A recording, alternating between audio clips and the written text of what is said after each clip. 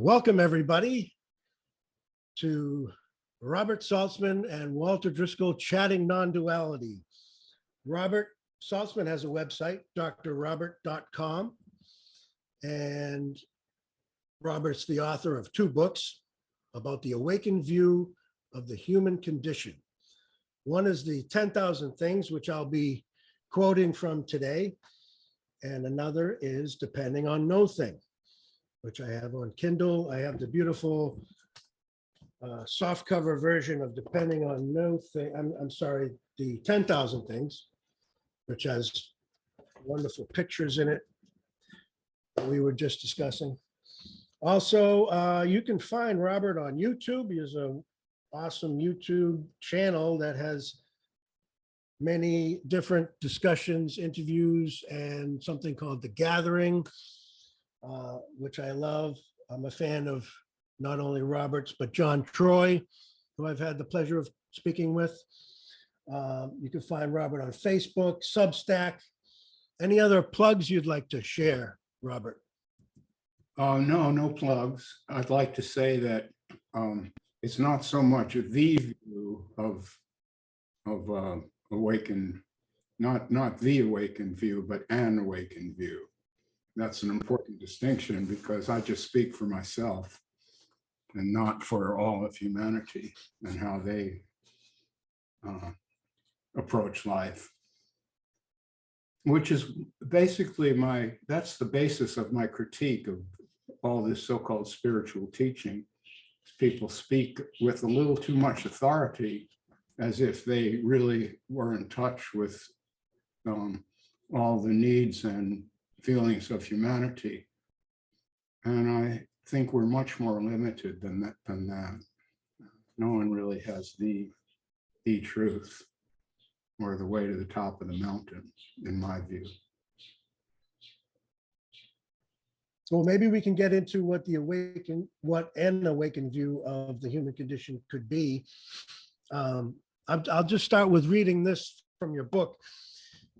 This says, the word awake can be problematic, even beyond the usual uncertainty about what one word or another really means.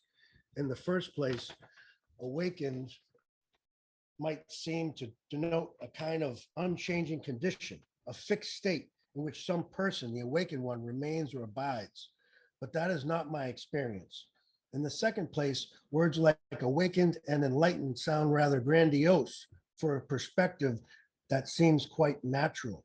As natural, I'd say, as being roused from an afternoon nap and finding oneself alive and aware. So before I get to questions, I should clarify my usage of the word awake. So can we start with that? What is this awakened view that you have?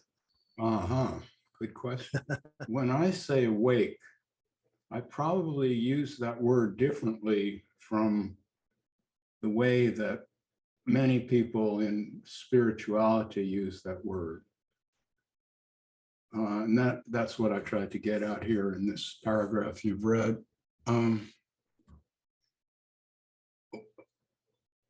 We hear people talking about awakened masters or enlightened beings or whatever. And I don't think that anyone gets into a permanent condition of being enlightened or awake. You could be awake in 1 minute and you could be a damn fool in the next minute. And that's the real human condition, as far as I'm concerned. I know a lot of people, including some very clever ones and really brilliant people. You mentioned John Troy, he's a friend. Well, when John and I get together, we have a lot of respect for one another. He's a brilliant guy and uses words beautifully. I love him a lot. And I know he feels that way about me. But I can also see his foibles, and I don't think he's permanently awake. Sometimes he's awake, and other times he's kind of lost in his own little world. And I see myself in the same way. And I think that's the best we can do. So I encourage people to stop striving to be more than they are right now and just be as you are. And then you'll be as awake as you can be. I don't know if that makes sense or covers it. Yes, it makes a lot of sense. Absolutely. You also say for you, awakening was the end of spirituality. And I really, I love that line. So I feel the same way. It kind of ended all that here. So could you say more about that? How it ends spirituality? Well, yes. Of course, spirituality can mean many different things. So it's a bit difficult to generalize, except one must when discussing anything to an extent generalize.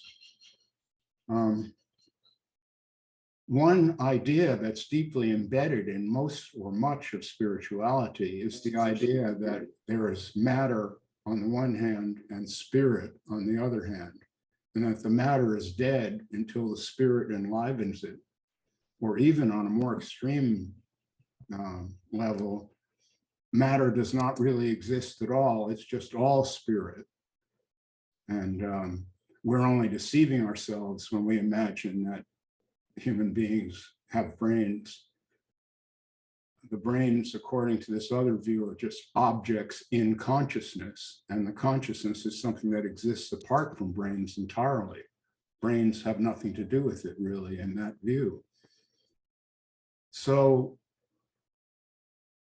there's a division there between spirit and matter.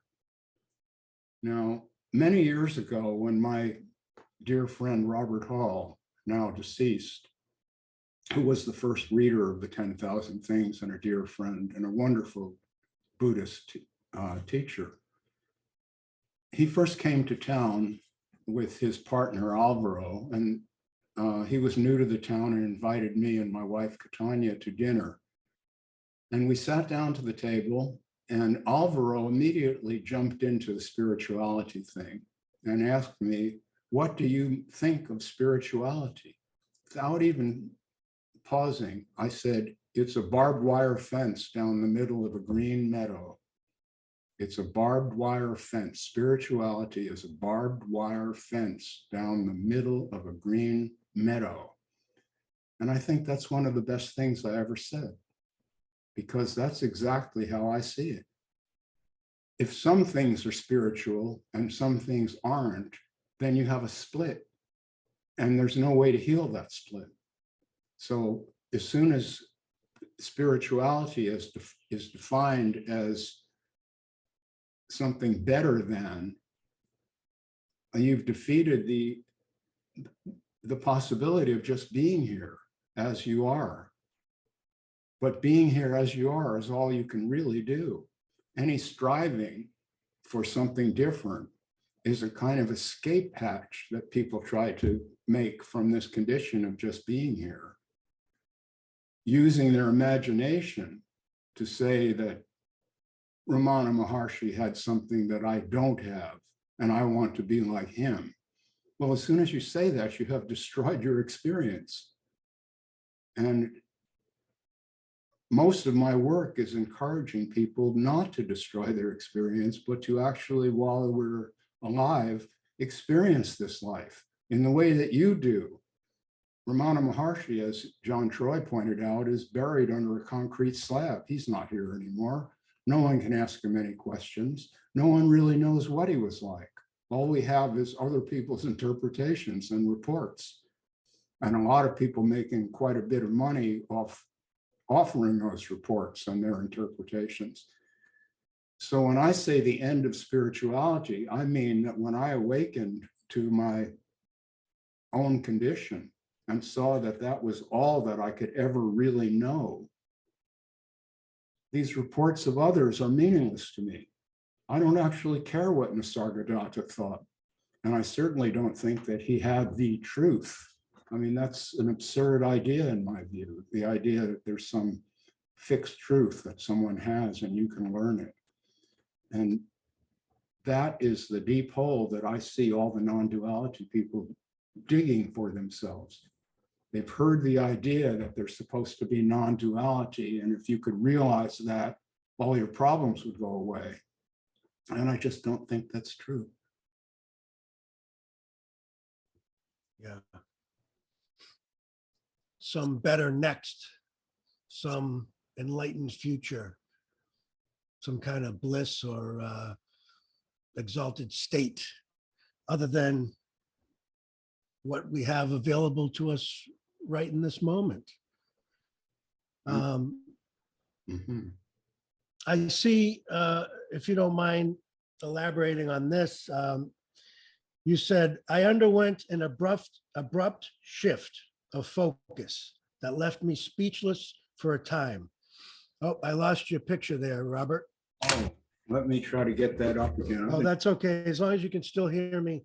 I didn't lose you completely. Okay, so I underwent an abrupt shift of focus that left me speechless for a time, able only to sit on the floor naked, laughing.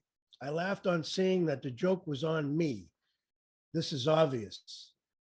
This has always been here. How could I have missed this? I laughed too, I suppose with relief at the sudden liberation. I'd love to get into that a little bit. There's a lot in that brief paragraph. Mhm. Well, the experience that I had, I've discussed this before quite a bit, so I don't want to go into it in detail, but I was just sitting there in my old pickup truck on the edge of the Rio Grande Gorge in New Mexico, very beautiful place. Just gazing out the window, and it was almost like a physical shift where something moved, but nothing actually moved. It was an inner kind of shift. And the best way that I can describe it, Walter, is that suddenly I realized I'm not making any of this. This is just here. It really has nothing to do with me. And that changed into, and I'm not making myself either. I have no idea who or what I am or what any of this is. And all of this responsibility that I was taking for myself and judging myself and judging the world, it's like a joke. And I started laughing. And I went home and kept laughing. And my wife had been out for the day, and when she got home, she found me sitting on the kitchen floor naked, laughing. And she said, "What's going on here?"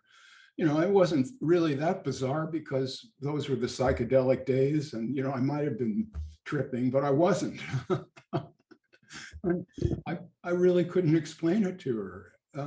And okay, well, it took me quite a few years to really put that into some perspective where I could live my ordinary life and also honor that understanding. And when I was able to, I kind of fell silent about it. I didn't really want to discuss that at all. And that went on for like more than 20 years until I met Robert Hall and we started talking. He had this Buddhist background and I was interested in Buddhism. He had read all the Buddhist texts, knew them well, and was a very learned man. It was great knowing him, an older guy. And after a few years of discussions, he said, you really need to go public with this, Robert. This is a unique view you have. And I remember being embarrassed at the idea. And I said to him, "What do you expect me to do? Rent a hall and start giving speeches?" And he said, "Well, no, not that." He said, "I have a couple of people in my Sangha." He had a Buddhist gathering every Sunday morning. He said, "They have questions. I'm going to send them to you." Camera off again? Yeah, I lost your picture. Yeah, yeah, back on again? Oh, you're back. You're back. Back. Yes. You're back, Robert. Okay, I'm back. Well, so that's what happened. He sent some people to me. I began speaking with them. I had a little reputation as a spiritual teacher. And after about 18 months or 2 years of that, I started to feel foolish about the whole thing. So I gave that up. And that's just about the time that John Troy discovered me and asked me to be on his radio show that he had at the time called Wisdom's Soft Whisper. Hmm. And he and Trip Overholt interviewed me on this radio show. And then John asked me to get on Facebook to help him admin his Facebook page. And so then I got onto Facebook and did that for a few years. And finally wrote the 10,000 Things, which I wasn't really expecting to be successful in the way that it is, but now it's all over the world. It's been translated into 4 languages. There's a Samsara Press in Amsterdam is about to come out with a beautiful illustrated edition, hardbound, with some of the photographs from the first edition and some replaced by newer work. And they've promised to do this in a way that will really do justice to the photographs. So I'm looking forward very much to seeing that, because it's been about 30 years since there's been a really good publication of my images in book form. So this will be beautiful. Nice. Well, so that's the story. Well, just in that paragraph, you say, this is obvious. This has always been here. How could I have missed this? Mhm. So what exactly was this joke? Well, You said the joke was on you and you laughed. yeah, it's really hard to explain a joke. You know, because all that we really have is this moment. Anything else is just a fantasy about what you might feel later. If you suppose you're worried about something, we have that situation here a lot because we're in Hurricane Alley here, and right now is the hurricane season. We had one a couple of weeks ago that, oh, camera problems. Out again, yeah. Thought I had this thing figured out. Yes. Okay. I've got this new camera set up here. I had it functioning, but for some reason it's wonky. Okay. Well, so we're in Hurricane Alley here, as I was saying, and these storms form to the south of us and come northward. We had one, a pretty big storm, a powerful storm, in fact, that caused a lot of flooding in the States when it got up there. But it missed us by a couple of 100 miles. But we can see these form to the south like a week or two ahead of time, and we know they're coming in this direction. So you could worry about that. You could say there's a hurricane coming. What if it blows the roof off my house? What if it knocks down all these fruit trees or whatever it is? You could worry about that.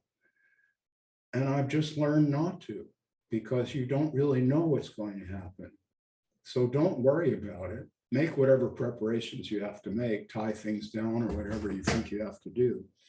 But don't agonize over what might happen, because then you destroy all that time before the hurricane gets here and fill it with worries. Whereas you could just be here now. I know that's a cliche, but that's actually a good one to consider. When we're here now, right now, what problems do we have? We're breathing. We're here now. Yes, bad things can happen. There's no doubt of that. But there's no reason to agonize about what might happen until it happens. And then if there's some agony involved, you have to You have to deal with it. I've lost the thread, having to fix the camera and such. Oh, that's okay. Can that be learned or taught? It's because I hear what you're saying and I identify with it, but I don't think that could have, let's just say that attitude that you're sharing could have happened unless it was a spontaneous awakening similar to when you were on the floor. So when you're sharing like not to worry and these kinds of things, is that something somebody can just learn from you or you could teach? No, I don't think you can really teach that, or someone can learn it from me. I think when you hear these things, they may trigger something in you, but essentially you have to be your own teacher, because we hear all kinds of things.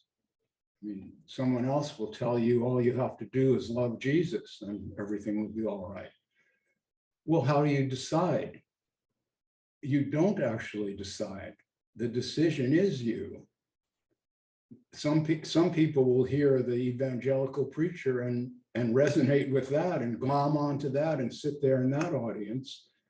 And then if some spiritual teacher holds forth, there are people who will find that compelling and copy that. But I don't want to be either one of those people. I just want to talk about my own experience. And if that helps someone or inspires someone, that's okay. But there's no way to actually make someone be inspired. They either are or they aren't. And what inspires them or fails to inspire them is you. Whatever you think and feel is you. It can't come from the outside. It's all you. When I speak, one person will hear my words in one way and another person will hear them in another way. There goes the cam again. I think I'm going to have to change cameras here. Okay, sure. But we can still get your audio. So as long as you're talking, it's okay. I'll just add something on while you're fixing your camera. That's okay, Robert? Yeah, go ahead. Okay, this is from Daryl from YouTube. And Daryl says, hi, Walter and Robert. Robert uses the word joke to describe his shift for this me. There is a sense of feeling deceived as well. So Daryl feels deceived because I guess he's wondering why he had this feeling of being the doer and like he was in charge of his life. And then when this cosmic joke was revealed, he saw that he wasn't the doer, but he had a feeling of being deceived or tricked. I wonder if you could comment on that. Else. Okay, I'll read something else. We'll remember Daryl's question as well. Yeah. Okay, here we go. Here's the next quote. This is all from the 10,000 Things for those following along at home. Personally, comes upon us like fate, as is expressed and lived out naturally. In my understanding, the only modifications to this automatic expression arrive via outside influences. Changes happen along with the doings of the entire universe, not in obedience to the wishes of an apparent decider. What, after all, makes the supposed decider want to change in the first place? Where does that wish come from? Yeah, that's a good one. Yeah, where does that wish come from? Where does any wish come from? Where does any thought come from? There we go. See, those are real questions. And in my view, those are much better questions than do we have free will at all? Or is there a God? Or which comes first, brains or consciousness? Because those are questions that really can't be answered. But people try to answer them. And when they try, they end up deceiving themselves. You want me to read your quote again? Well, Or do you want me to just pontificate a little? no, No, I was just saying, where does any thought come from? Where does any idea come from? Where does any action, like if I raise my hand, where did that come from?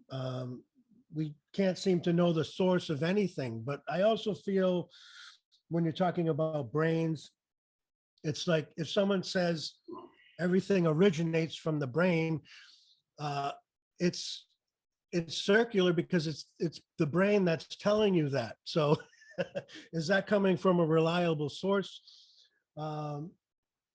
If the brain, which you say is the source of everything, is the one telling you that, how can we measure that? How can we tell if that's accurate? But as you often say, there's no one outside of what is to define what is. yes. So, this is life itself. There's nothing apart from life to quantify it or figure it out or understand it. What have I done here? Okay. Yeah, okay. So we can get back to Daryl's question, which is he had a feeling of being deceived once this, let's say, realization or this, once this was seen that there is no doer or owner of anything. Well, I can only guess what he means by deceived. I'm not really sure. Well, like somehow, I mean, this is just loose language, but the universe played a trick on him or something, by making him think he was running his life, let's say. Okay. Well, Yeah. we are running our lives and we have to run them. We have to do the best we can in every circumstance. So this idea of no doer or no self is a difficult idea.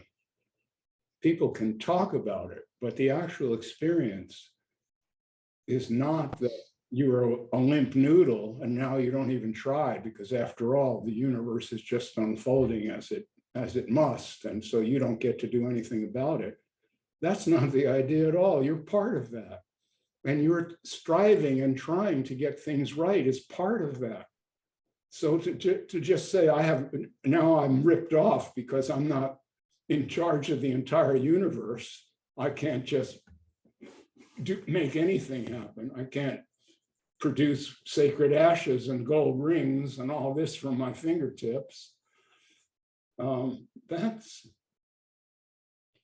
There's a middle ground between being a limp noodle and imagining that you are the doer and decider of everything. And it's that middle ground where all the action is.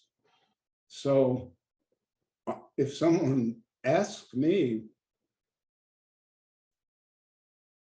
what to do your best. Use whatever discernment, intelligence, judgment, intuition, education, your good looks or lack of them, whatever it is, that's what you got to work with. And one of my arguments with this horrible non-duality bullshit is people trying to negate themselves entirely to where they won't even use the word I. They'll say, here it is felt that. Do you remember all this? We're getting away from that now, but 10 years ago, no one would even say the word I. It was like a dirty word. I doesn't really exist. They would say, here it is felt that. Mm-hmm. Here, instead of I. It doesn't really change anything. It's just a different word. But people were embarrassed to actually use the word me or myself or I. But obviously there's a myself. We just don't know what it is. It's a mysterious myself. But if that myself feels hungry, go down to the kitchen and make a sandwich. Don't tell yourself the universe will bring me a sandwich if I'm really hungry. Yeah, I think Yeah. that's a lot of confusion, because I think there's a difference between knowledge and experience, if I can use that word, experience. Like, without this being on the floor naked laughing, I mean, would just be something, a philosophy that you would apply, rather than being what's actually happening for you there, what's actually being experienced.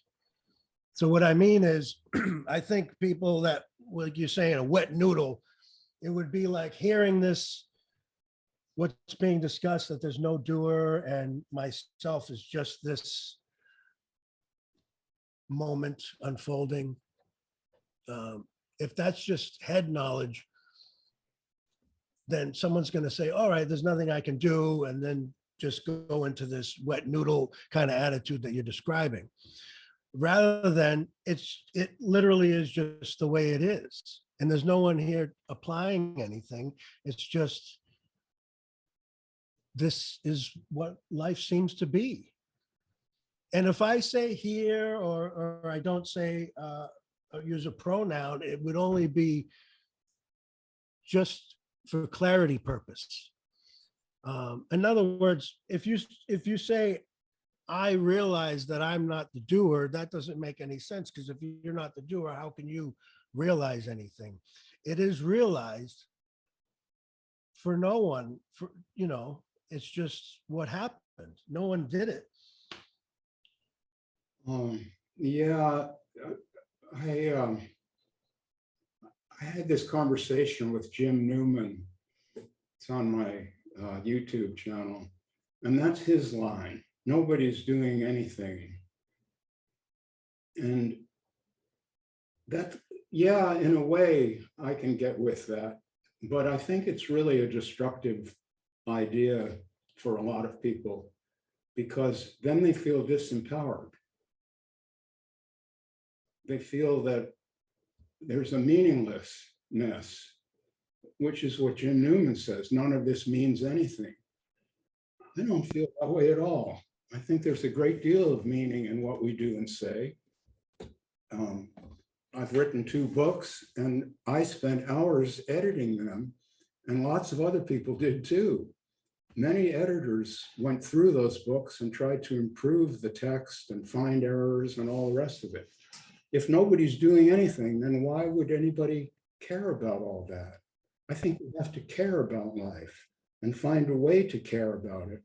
Otherwise, we're going to become depressed and sad.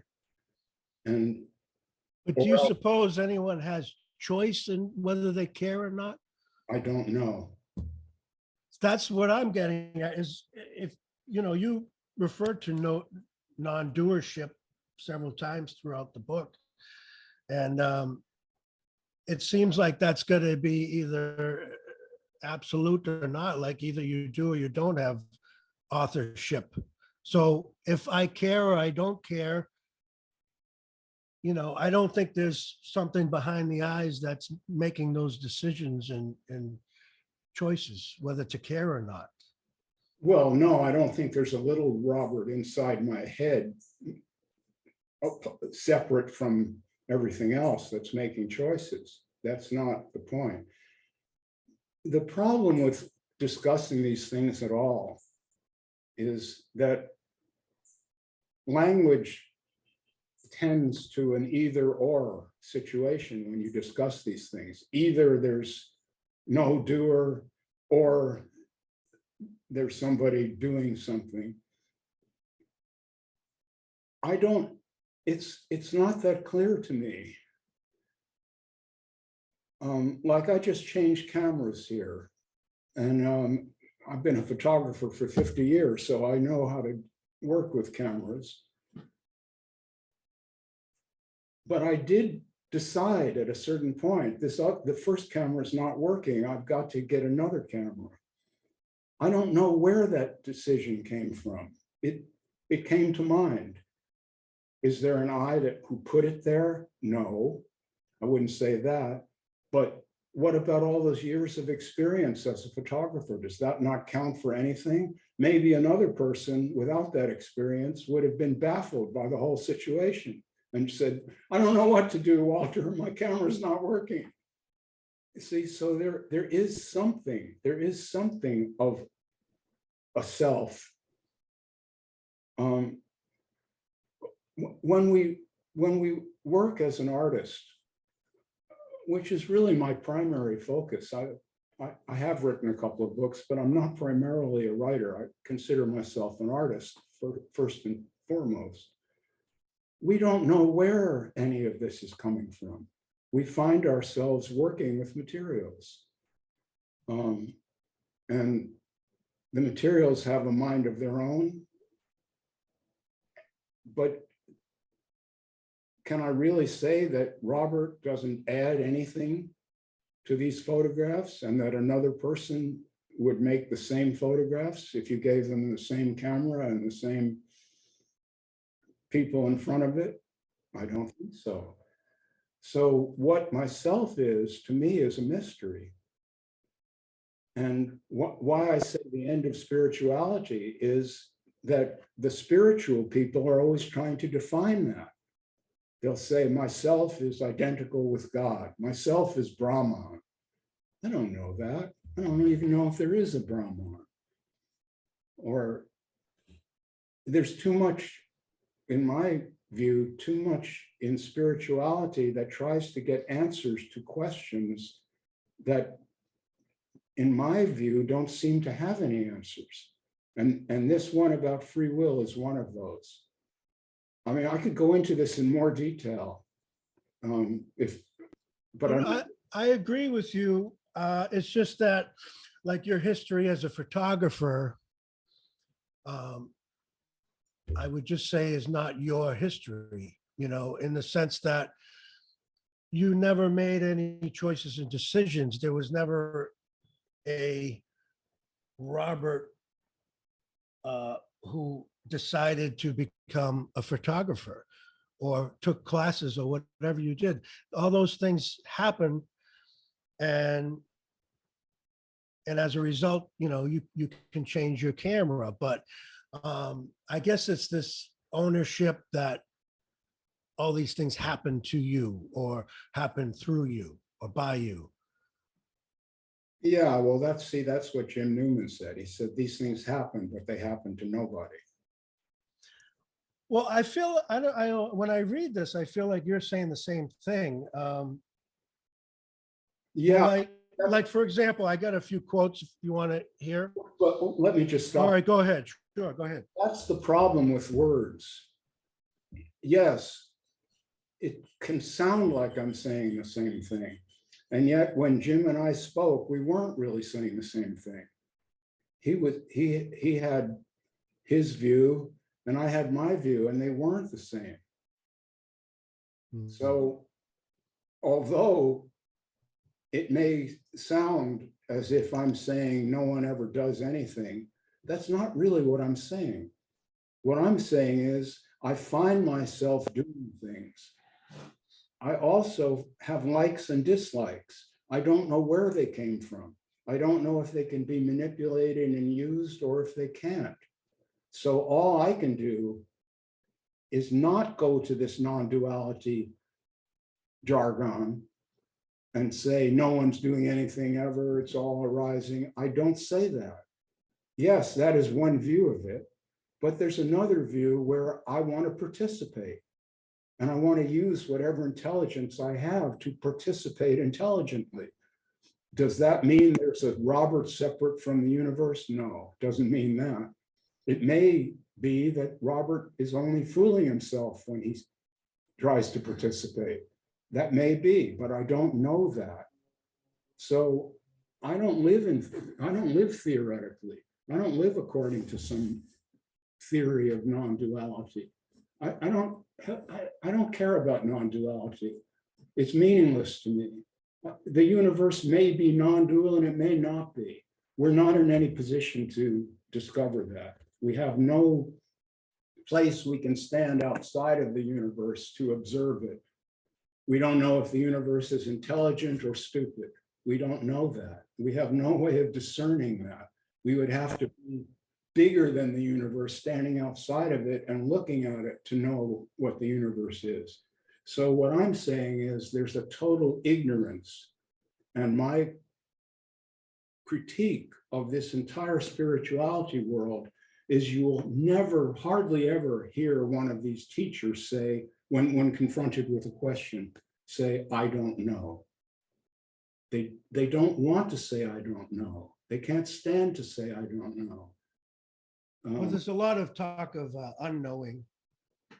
Yeah, there's talk about not knowing, but then as soon as they get that out, they start telling you consciousness is prior to brains. Brains don't really exist. They're just objects in consciousness. Of course, I don't know anything, but consciousness is first. All there is this.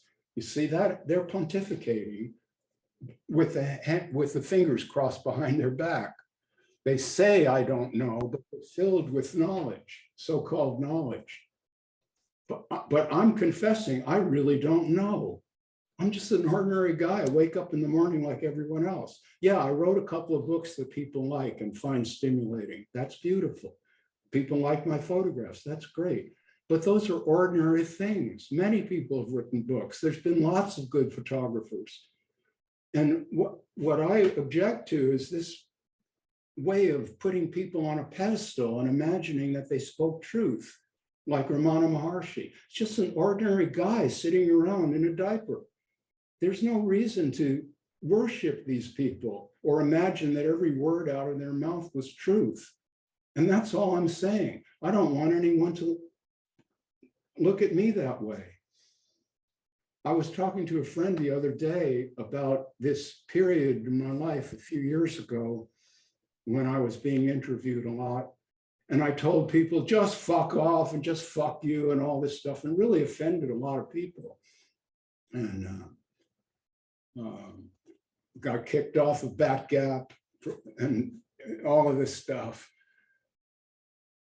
And what I said was, I don't know how intentional it was, but I had the feeling that people were beginning to make a teacher out of me and a spiritually evolved human or something. And I'm not that.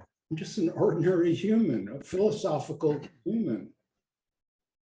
Being philosophical is part of being human. And non-duality is not, in my view, the ultimate philosophy, not at all. It's a way of slicing the onion. And there's a lot of other ways of slicing the onion.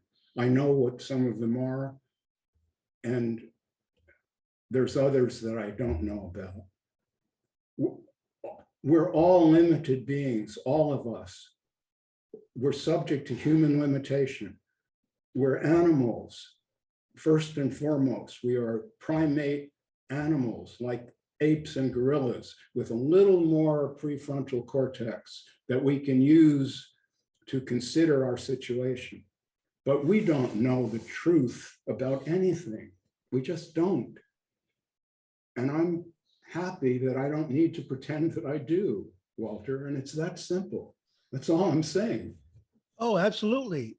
I guess maybe the thing I'm getting stuck on is when you described your experience there, it seemed like when you say obvious, it was obvious that there was no autonomy. So then when we continue to talk, it sounds like you do think there are people that can make choices and decisions and run their lives and all this. So it seems like I'm just trying to bridge that gap between those two statements, that non-doership and being in control of your life. Yeah, I understand that. That's where I'm getting confused. Yeah, I get it. So what I'm trying to say is, if you think there is no doer, if you feel that there's no doer and all of this is just arising, okay, if you're comfortable with that, fine. But if you feel that you must do something, don't talk yourself out of it. Don't say there's really no doer, so I shouldn't go apologize for this horrible thing I said to my friend yesterday because I didn't do it. There's no guilt, there's no shame, there's none of it because there's no doer. If you feel like apologizing, don't talk yourself out of it. Go and fucking apologize. That's what I'm saying. And that's what I was saying would be applying it like a philosophy or a teaching, where this is just a sharing of, like you said, you just want to share what happened to you or what your view is or your experience, but it's not a prescription for anybody else. Right. It's not, I'm not in any position to write prescriptions for other people. I'm just not in that position. I don't have that.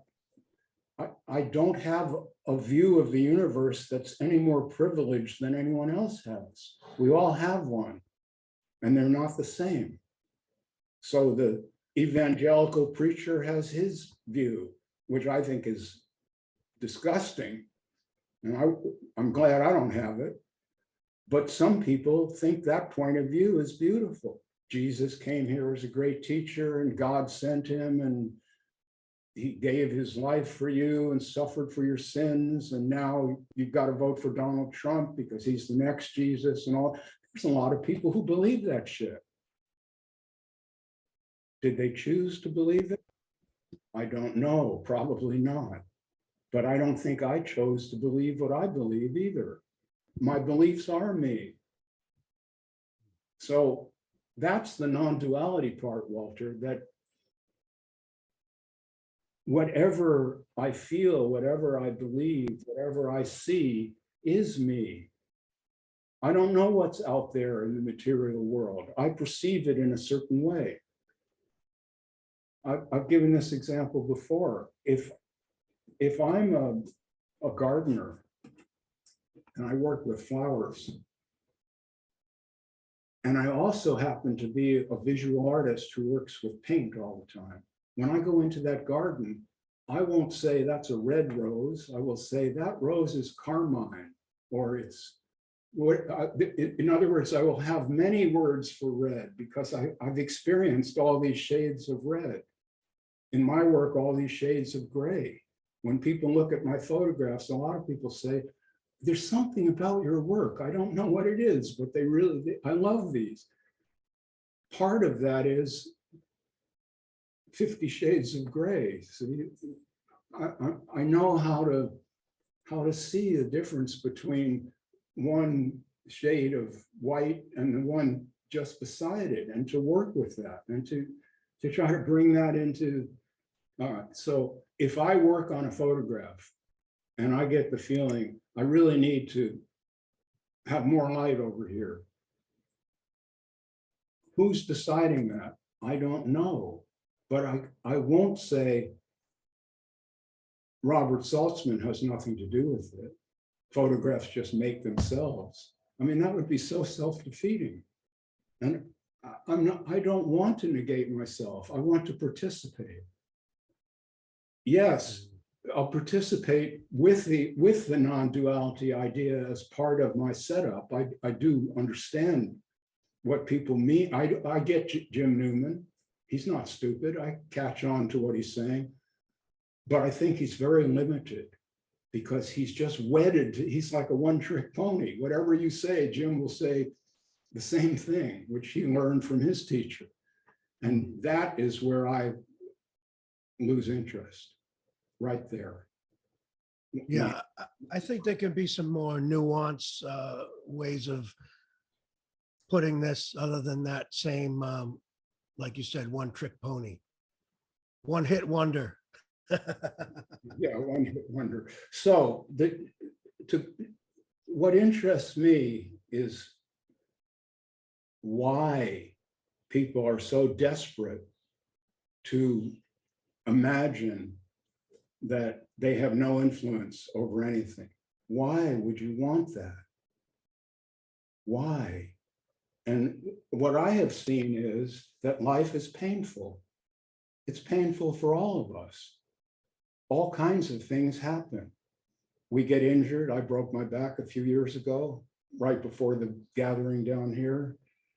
I was in pain that entire week, sitting there and talking, and it influenced what I had to say, I think, maybe in a useful way. Someone you love dies, or a friend rejects you, or your dog runs off and you can't find her anymore, whatever. These things happen. And people seem desperate, and we're going to die at the end. And that is the big one that people want to deny. And so they say, I don't really exist at all, so nothing dies. I even have these people now. I've got this one guy on my Depending on No Thing Facebook page who's saying, nothing really dies because the protons and electrons in my body will still be here. Well, okay, that's great. That does nothing for me. You won't be here. If you're my friend and you die and I feel sorry, is somebody going to bring me a bowl full of electrons and say, these were once part of this guy, so he's still here? No, you're not still here. I can't speak with you anymore. I can't ever look into those eyes again. And that is loss. And so if someone wants to imagine that loss doesn't really exist, I feel sorry for you. You're not really participating, in my view. I cry when people I love die. I've lost them forever.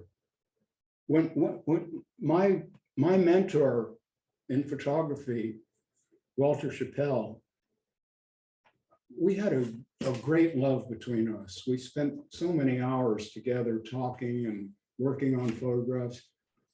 I was up in Seattle visiting my son, and I got this was before the internet was really big.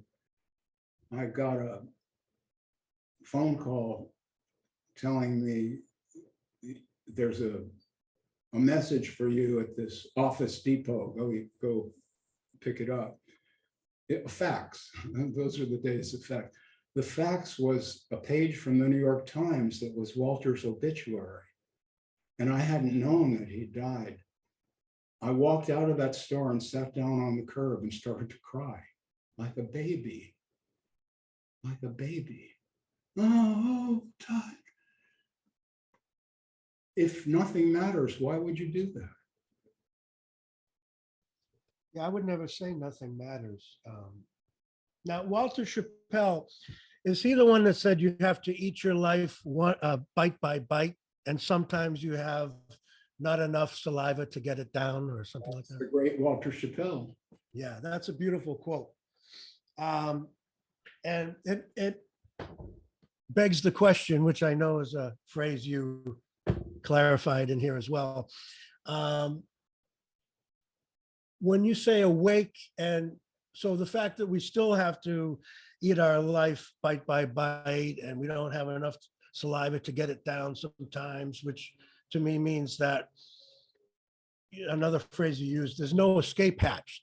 There's no way out of this. And a lot of the spirituality that you talk about is just like people trying to use these things as a way to get out of life, and as a way to get out of feeling and experiencing, life, eating life bite by bite, or friends dying, or all these challenges. And there really is no way around that. The only way out is through, as they say. You have to just go through them. So when it comes to being awake, because I interviewed someone who I disagreed with, they said there wouldn't be any need for psychotherapy or any more psychological help once this awakening occurs. And I really disagreed with that. What do you think about what changes really? And does that make sense to you, that someone wouldn't need psychotherapy after being awake? No, it doesn't make any sense to me at all. I wish that we could say that something raises the question. rather than begs the question, or because begs the question. I'm just going to give this lecture because it's a hobby horse of mine. And since you brought it up, I enjoy writing it. So I'm going to write it for 30 seconds here. Begs the question is a very important old phrase in philosophy. And what it means is that it impoverishes the question, it beggars the question. And what it refers to is when you ask a question that already has an assumption in it. For example, can God do wrong? Well, that begs the question of whether there's a God or not. It just assumes there's a God, and now we're on to this thing that may or may not exist, but we've already written that into the script. That's what begs the question means. It means it beggars the question, impoverishes the question. And it's unfortunate because there's no real substitute for it. No one's come up with that. I'm not the only one who feels this way. People who are interested in philosophy feel this way, that we've been ripped off. So I've now ridden that hobby horse. It's probably turning into sawdust by now. I've ridden it so much, but it feels good. Yes, yes. All right. So Well, you were asking me, repeat your question, please. well, to make it short, it's just that what does change after awakening?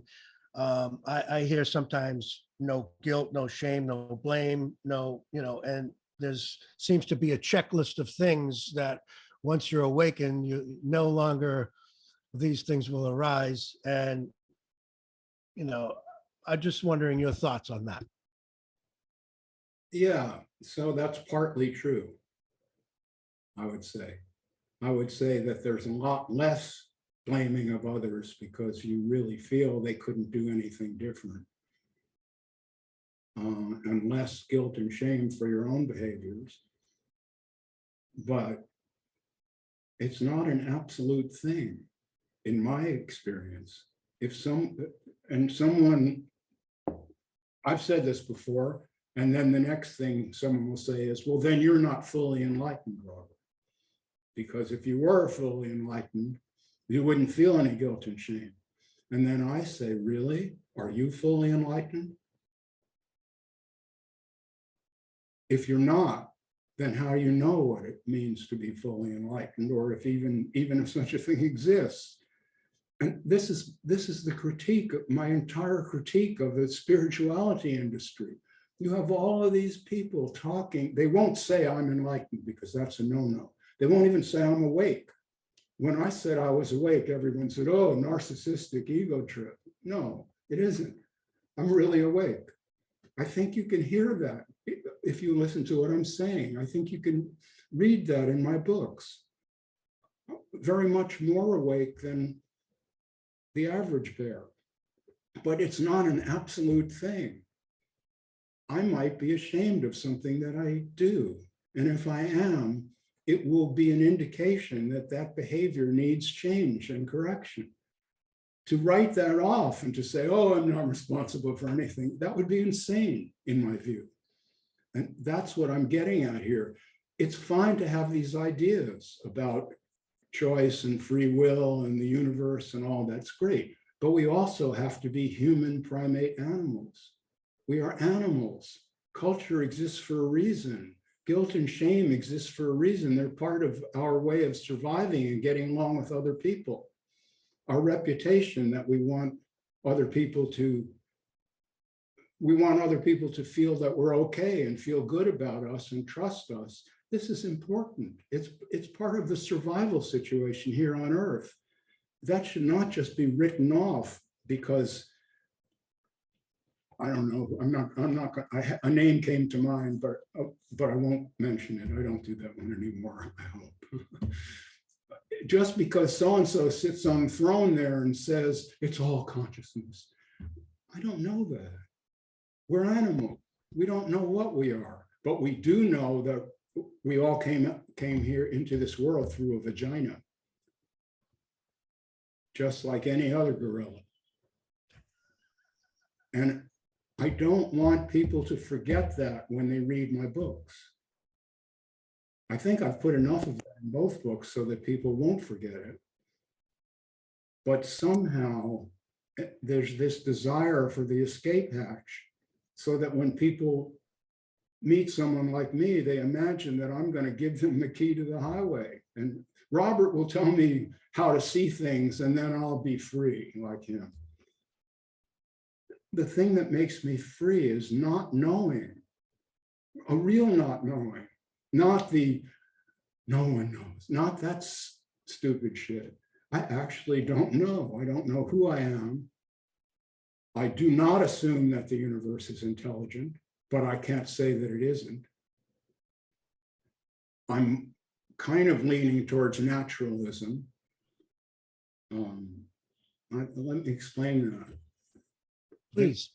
In the naturalistic view, I want to say at the outset, I lean in this direction, but I don't know that it's true. So I'm not laying out some philosophy for other people to follow. I'm not. But in the naturalistic view, there's a physical universe that began at a certain time with the Big Bang, or maybe did not begin and was always here. That's debatable. The physicists think there's a Big Bang because of mathematics and measurements that they make, but there may or may not be a Big Bang. We don't know that. However, there's a physical universe, and the physical universe is implicated in what we call myself. In that view, the universe is deterministic. If you know what's happening now, you can know what happened 5 minutes ago. And if you could predict the velocity and position of every particle in the entire universe, you could predict what's going to happen next. So in that view, there's no myself at all. The universe is just unfolding, and everything we call myself is just part of that. That's where there's no doer in the ultimate sense. The thing is that we don't know the position of every particle in the universe, and we have no way of knowing that. So there's a mysterious aspect to being at all. But in this naturalistic view, we cannot divide something out of the physical universe and say it's consciousness, it's separate from the universe. No, if there's consciousness, it's part of the natural world. The brain is not an object in consciousness. The brain is the producer of awareness. We know this because when parts of the brain die, awareness goes away. When someone gets Alzheimer's, they're not aware of certain things that they were aware of. So obviously the brain is implicated.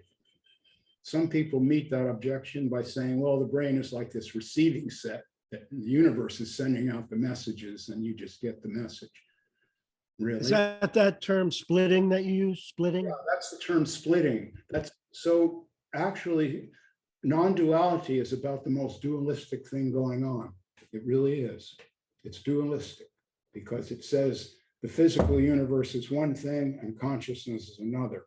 The natural view that I've got is very likely life evolved from dead molecules that somehow, we don't know this, we don't know how.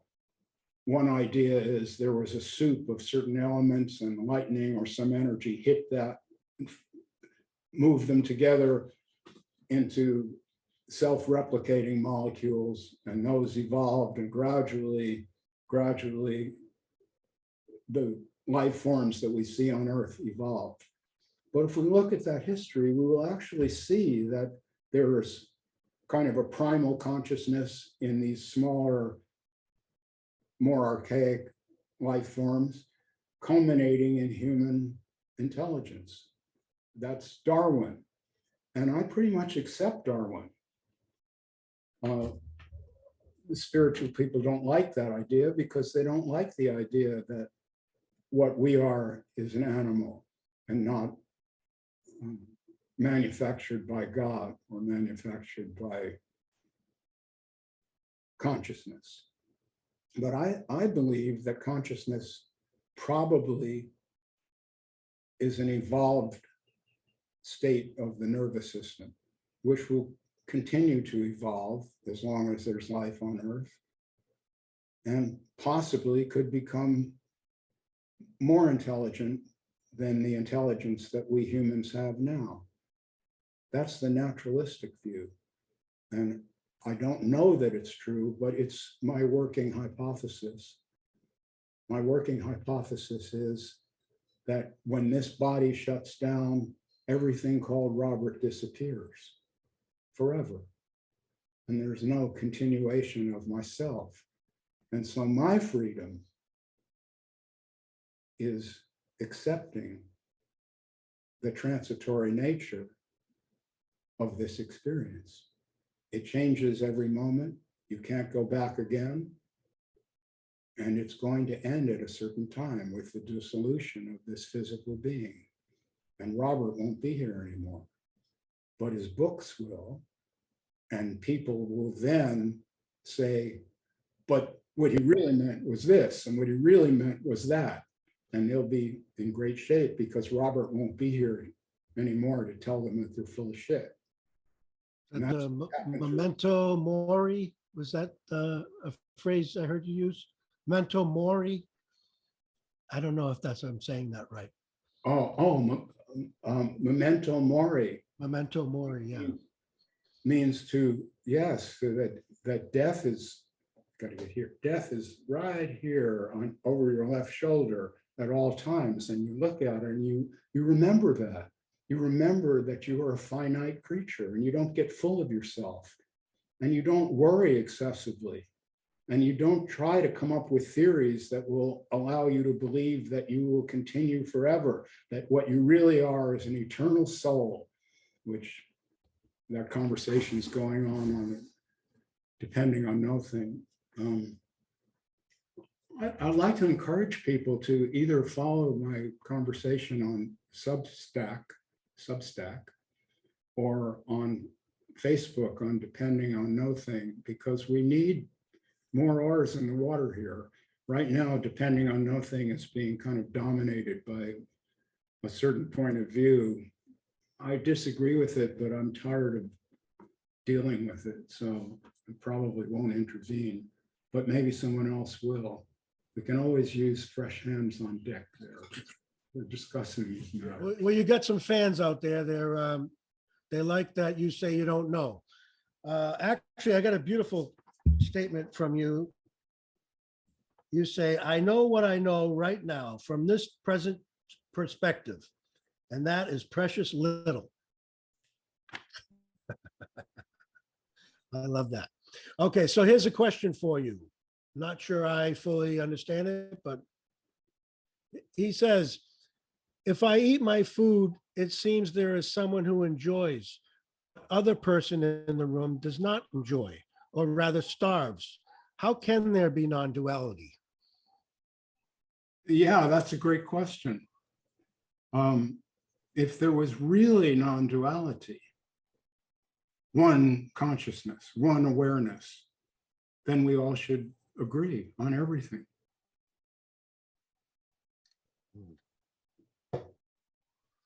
I don't know what more I can say about that. I've made the same objection myself various times. And when I do, people have said, well, you don't really understand. That's not what non-duality means. Oh, really? So you get to define what it means. You see, it's non-dual, except you're the one. So you see, it's a very, very, I don't mean to be difficult, but it's very strange to hear people speak this way, so unconsciously. It's okay to speak, but have some self-criticism while you're doing it. See, this is. I will say, a guy I liked when I, let's say 20 years ago when I first was checking this stuff out, late 90s, was Ramesh Balsekar, for example. I'm sure you're familiar, but he would always give a disclaimer saying nothing I say is the truth. And he would talk about God's will and things like that. But you got the sense that he was just painting a picture or being poetic, or that there was some creative license there, that he was not going to give you facts that there is a God and he has a will or anything, but it was just as kind of a framework to a different way to view things, maybe, you know, but Well, but loosely, not holding like this is scientific facts here. yeah, I've heard his name, but I'm actually not familiar with what he said, but um, it's fine to have a point of view and express it. There's nothing wrong with that. What I'm saying is understand that that's your point of view. It's not truth.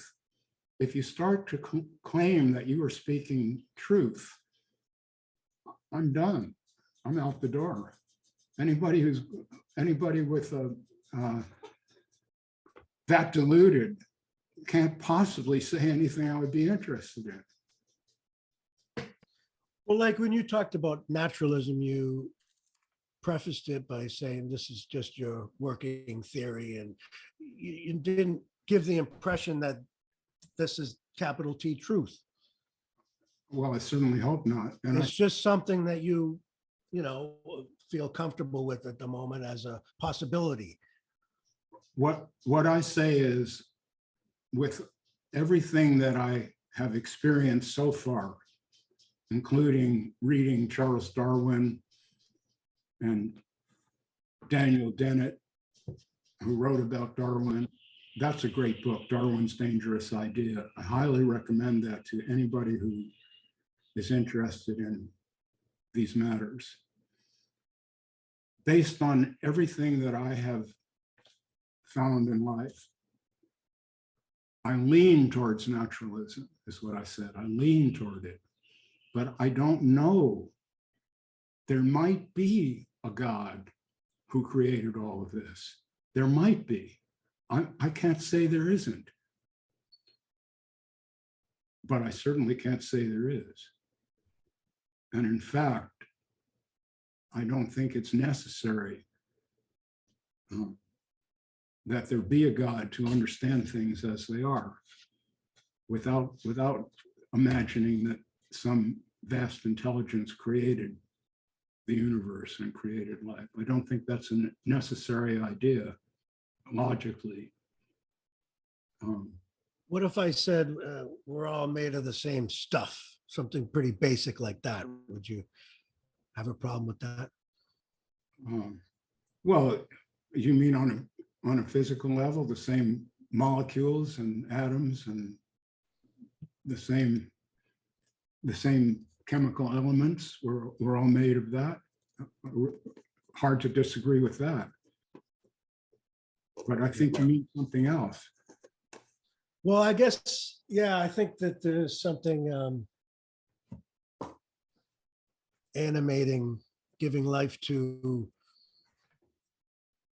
that, you know, but not a thing like a God. It just seems like there is this life here. There are two people interacting, and I don't claim to know what that is, but I would imagine, just like you imagine naturalism, that it's the same thing, non-thing, no thing. Okay, well, that's a highly dualistic idea, the idea of the life force. You understand that, right? There's what is, and then God breathes life into it, the life force. But it's a dualistic idea that there's matter and then it needs an outside force to enliven it. That's just pure dualism. The matter itself is what I'm saying. It's one thing. The intelligence evolved from the matter, not that some outside force was added to it later that made it come alive. That's No, I don't think that. I don't think that. yeah, well, it's complicated, isn't it? Yeah. But I'm not, you know, exactly. I'm just, like I say, it's just the way it seems to be. And that's all I can talk about is what, you hear this word apparently, which I'm sure you consider as a part of the jargon, but, we know that what we see is not actual. Even on the most basic level, we know that looking at a table that seems solid, we know that it's not. My eyes are always deceiving me in that way. Okay, so that's part of naturalism. That's a naturalistic understanding. In that understanding,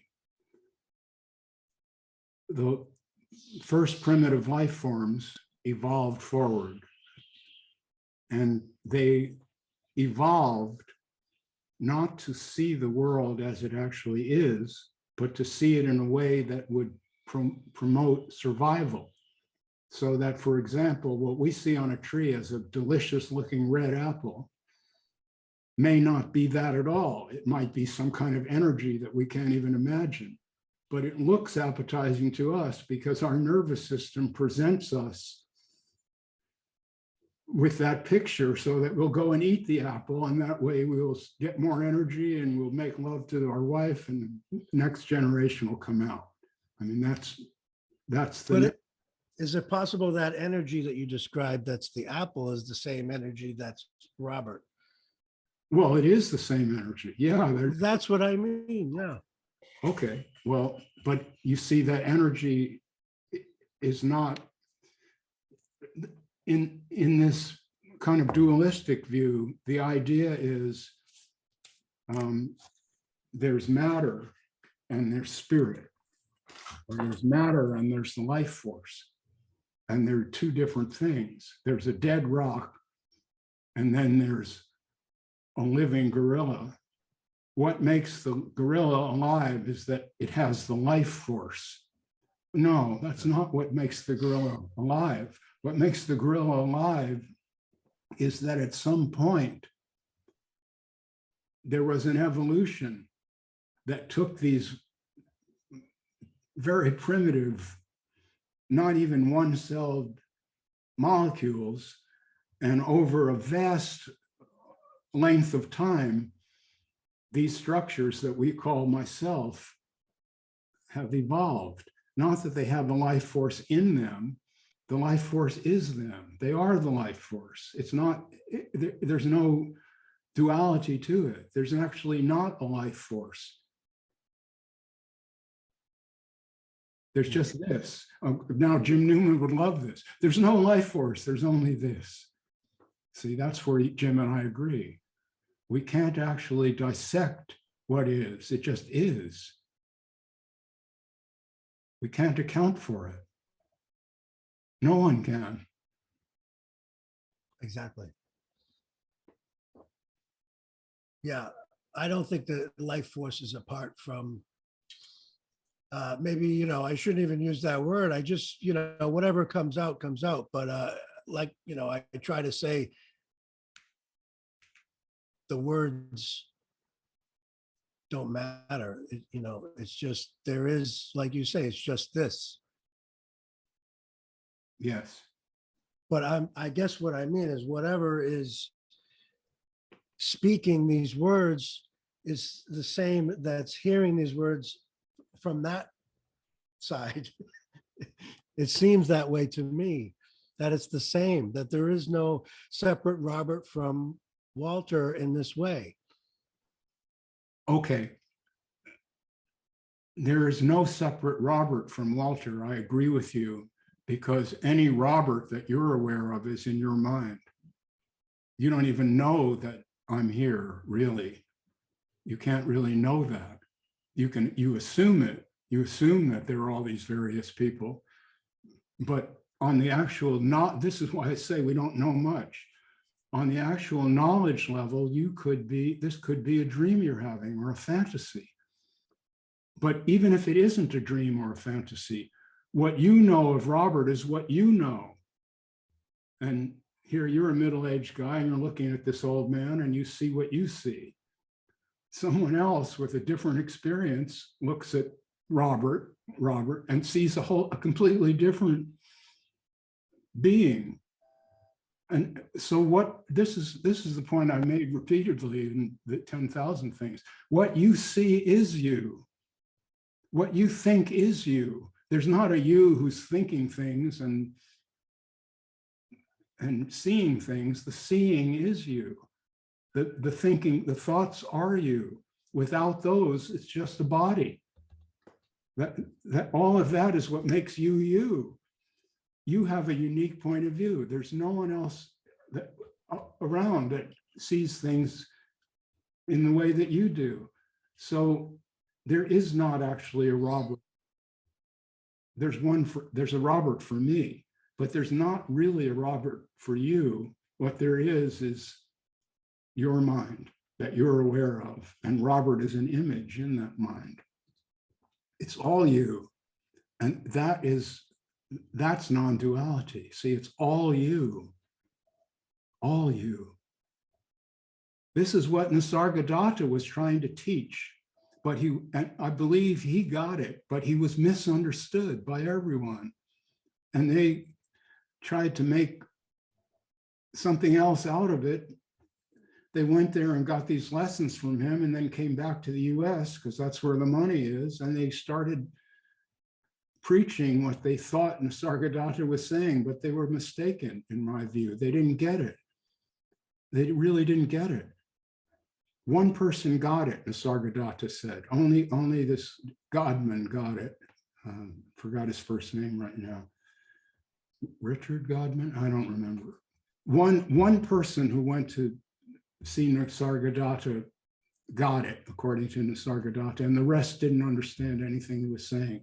And yet those people who he says didn't understand him went back to the US and started preaching about Nisargadatta and his ideas. So they were preaching nonsense. And that's what became non-duality. The nonsense was preached in the 70s and 80s. And by the late 90s, you had non-duality, which is an industry. Before then, there wasn't much talk of non-duality. That word didn't even come up very much, hardly at all. So I agree what you say about a unique point of view, but it's not my point of view because, enculturation, indoctrination, society, all these influences, education, plus I've experienced you in a certain way that's different from the way obviously your wife would experience you or your close friends. I know you in a different way than John Troy. So I only have what was presented to me or what was available to me as far as information and even my experience of Robert Saltzman wasn't anything I chose. So in the end, whatever opinions or views are being expressed are really not even mine. Well, yes, I agree with what you're saying. All of this information comes from who knows where, but you asked to interview me. Yes. Not the next person. I mean, you can only do so many interviews in a life. So this is one that you have chosen because Robert is different from Joe Schmo. Otherwise, you could interview anybody, and that would be a whole different interview program. Because so we have to honor that. Whether we can dissect that down to the roots of it, we can't, in my view. But we have to see individual differences. If we don't allow individual differences, we're in hell. We're absolutely in hell.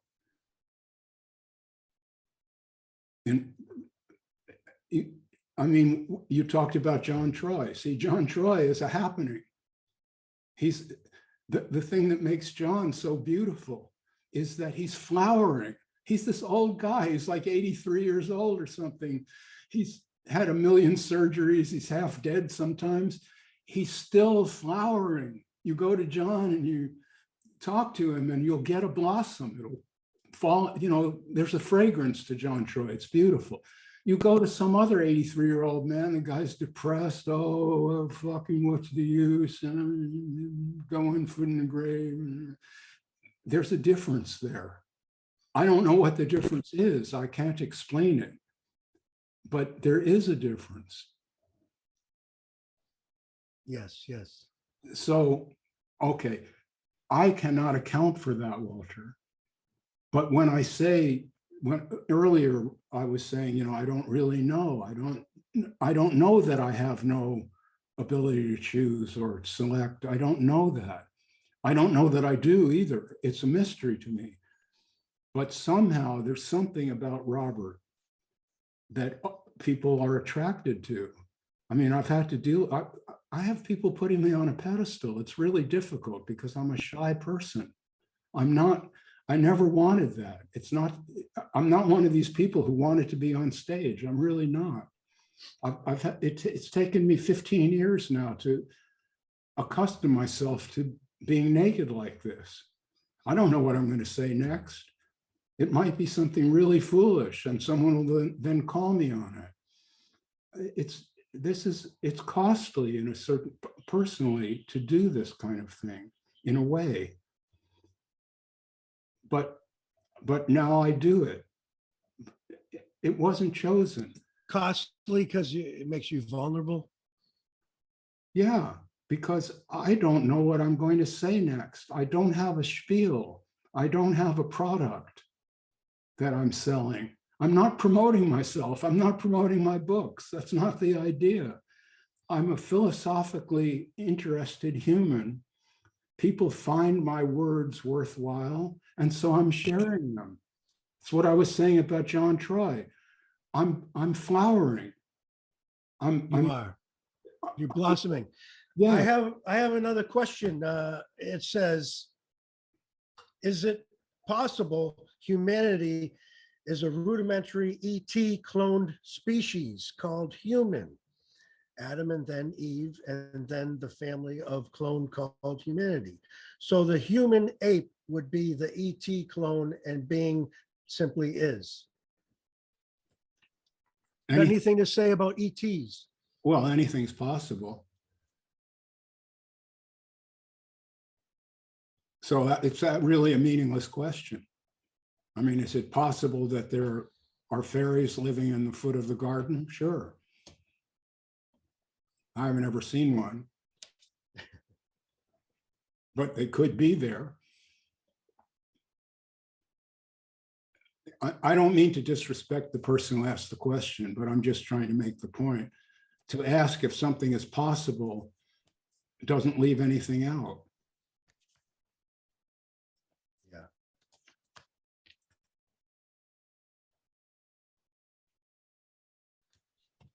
Okay, here's the next one. It says, as Shin Hugh said, awakening is not gradual, but sudden, instantaneous. It is not about practice. All at once you see that you are not doing anything, not deciding anything, not choosing anything. There is no such choosing, deciding myself, except in fantasy. That fantasy fades, leaving no exit from the inevitable, ceaseless stream of consciousness. The old stories don't apply anymore. In each moment, things are as they are and can be no different, whether you like it or not. Whatever you feel, think, and see is you. There is no choice in the matter, no escaping you.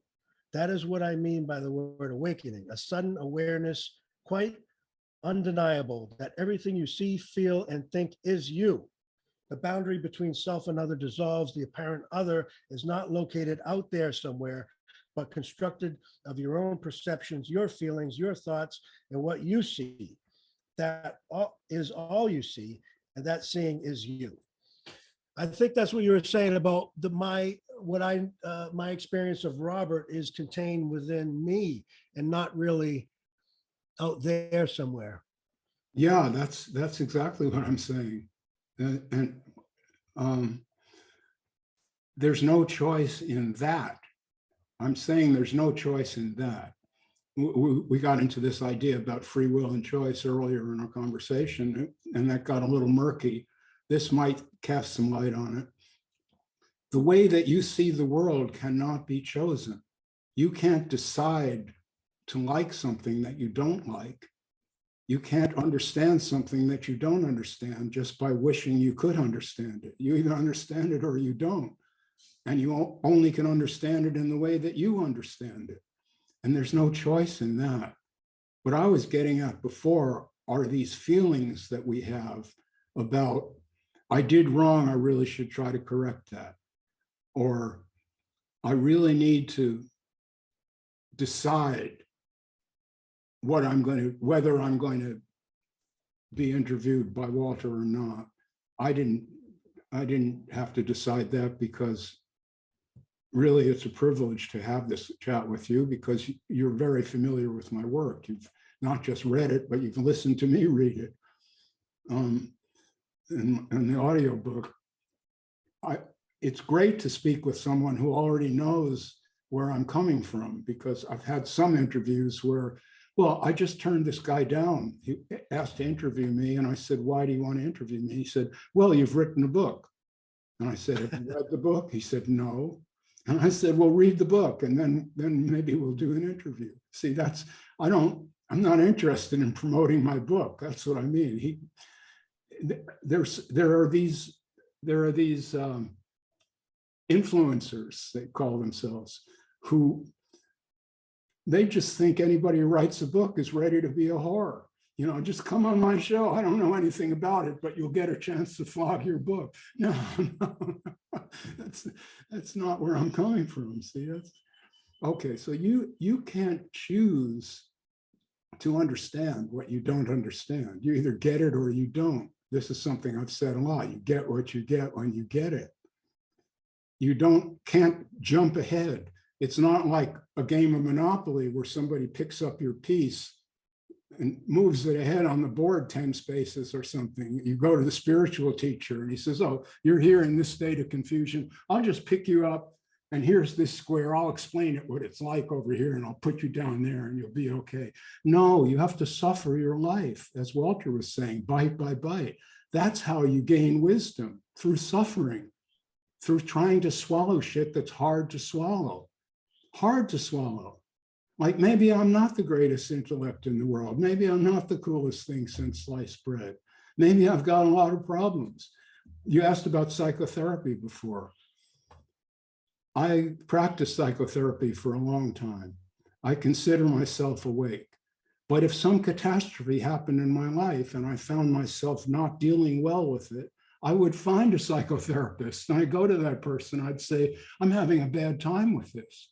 My wife just died and I don't know what to do. I'm lost. And sure, some sympathetic person who knows how to speak about these matters, I would access that in a minute. I don't think I've got all the answers, not even to my own problems. You see,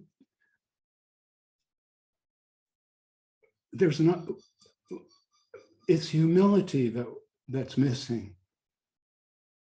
Real humility. I don't mean put on humility. Oh, shucks, nothing. I don't mean that. I mean the real humility, epistemological humility. You realize that you don't know things that are important, and you have no way of finding them out.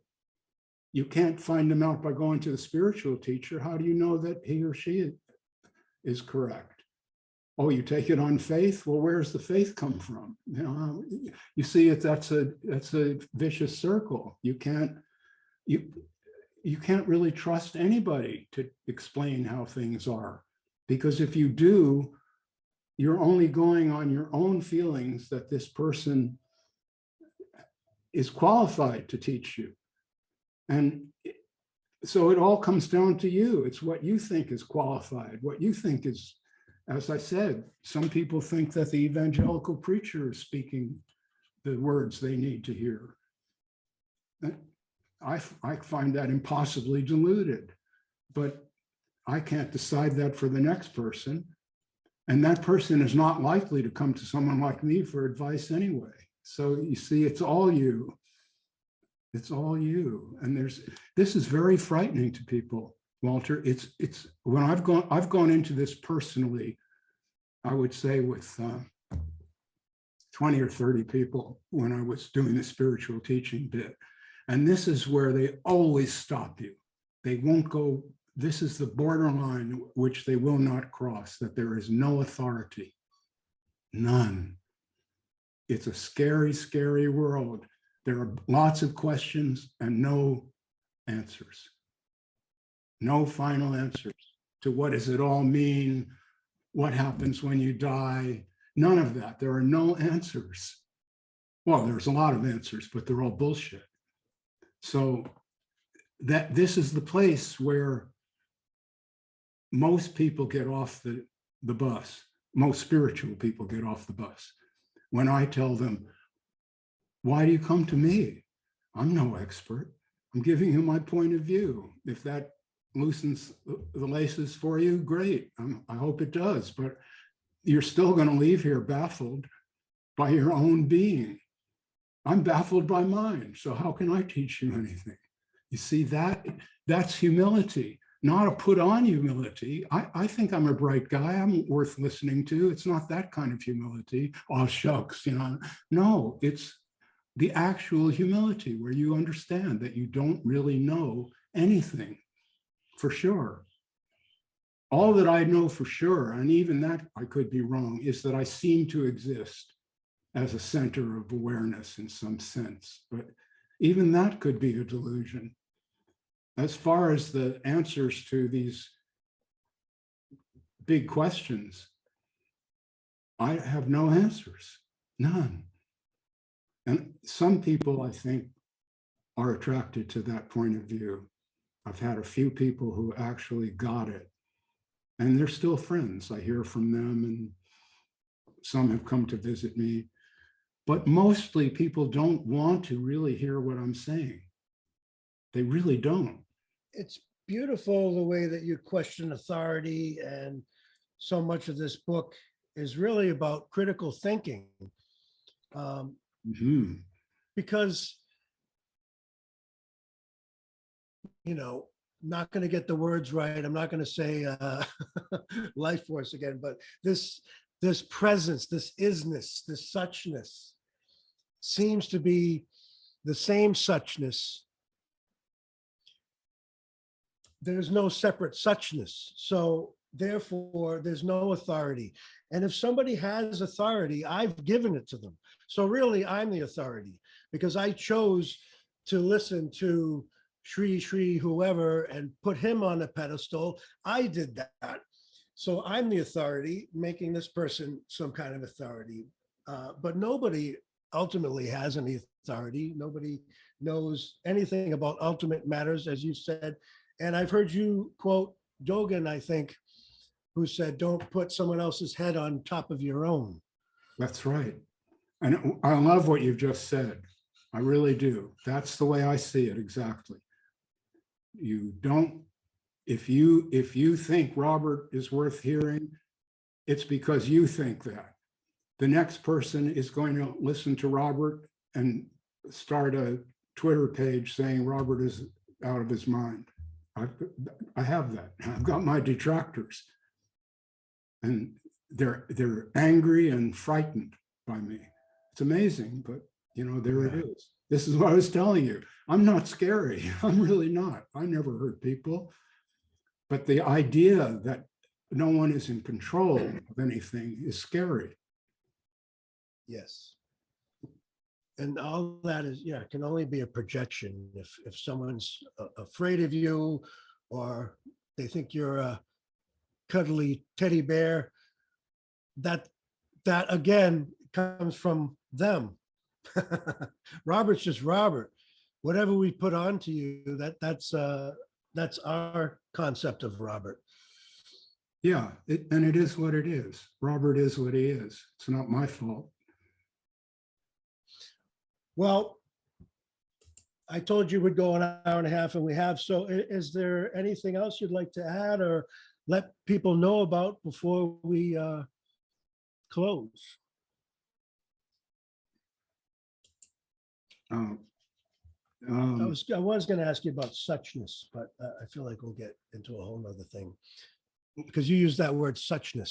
yeah, the suchness is a pretty old word. It's it's in Zen for sure. It just means things as they are have a certain quality that can't be defined, but it's here. This moment is different from any other. It's not repeatable. It has its suchness, and the next moment has a different suchness, and you can't. Nothing can be repeated. Nothing. The same action can be repeated. You could strike a match and then 5 minutes later strike another match. That's true, but it won't. But nothing else about that moment will be the same. I wrote about this long ago, before it actually became known at all. I had a cup of coffee this morning and it was great. I really enjoyed it, but I can never have that cup of coffee again. I can make another cup of coffee, but it won't taste exactly the same. And certainly the ideas in my mind while I'm drinking the coffee can't be the same. So it's like you can't step in the same river twice. Yeah, I think that's from you use that quote in your book as well. Yeah, that's a good one. You can't step in the same river twice. That's right. And see, in that sense, there's no myself, because the myself of this minute is not there anymore in the next minute. So that's the no self is not that there's no act, is not that there's not an experience and someone who may be able to intervene in the experience. That's an open question, what we touched on. But there's no myself that persists through time. Each moment has its suchness, and the myself in the next moment, well, I've been altered by this conversation, you see. So who I was an hour and a half ago, I can't go back to that. Whatever I've gleaned from hearing your wisdom, it's now incorporated into my mind. And I'm a different Robert than before I spoke with you, because I listened to what you're saying. You see, that's same here, Robert. Yeah. Okay, well, see, that's what exactly, and that's what we have to give one another, not some teacher up on a throne. We've got to, I think we've done enough of that. History needs to change now. That's so 20th century. Let's get over that one now. We're all on the same road. We're all pilgrims, whether we know it or not. We need to support one another. We need to share whatever we can with other people. Try not to make a big profit on it. It's okay to make a living. I did it as a psychotherapist, but these guys who get $12 million because they give retreats to poor people who had to hawk their wedding ring or something to go to the retreat, boy, do I hate that. It's just horrible. And we don't need to, we can do better. That's what I'm saying. Use the word dialectic. And I like to have these conversations, and I also have an open Zoom where anyone can come and share. And a lot of people share their shift, kind of like yours, and their experiences with that and how that's changed their worldview. And I love hearing from everybody. And this was always suggested that this was a rare message and that this was like for the chosen few, but it's obvious that's not the case. Well, psychologically, everybody wants to be special. So if you're special because you're famous for whatever, the latest one I heard is these people are now famous for tanning their butts because their asshole, when they tan it, it gives them a higher energy level. They're on YouTube showing you how to do it. I mean, they're naked on YouTube, sticking their butt in the air. They want to be special. So they've come up with this gimmick that gets people to watch them. So, see, that's okay. It's just human. We're all gorillas and we want our share of attention. There's nothing wrong with it. It's just that be a little self-critical while you're at it, if possible, please. Well, if there's nobody else asking questions, then you've had enough. I guess we've come to the end, Walter. All right. Well, would you, do you want to plug anything? Let people know about your Facebook group, depending on no thing. If you will just put my website address, which is actually www.dr-robert.com, all small letters, dr-robert.com. But if you will put that on your page, then anybody who's curious can go to my webpage, and I've got links to, well, you can read my books for free, big parts of them on my webpage. You don't have to buy them. You can see my photographs, and you can get links to my Facebook thing, and Substack is also there. So I think that would be the best way, most efficient. It's just one line on your YouTube page. I'll put that in the description of this conversation, drrobert.com, and any other links I can find, I'll put them right in there so people can come visit you. Okay, well, I sure appreciate the interview, Walter. It was a pleasure speaking with you. It was my pleasure. Thank you very much. I appreciate your time, Robert. Pleasure to meet you. Thank you. Be well, man. You too. Bye-bye.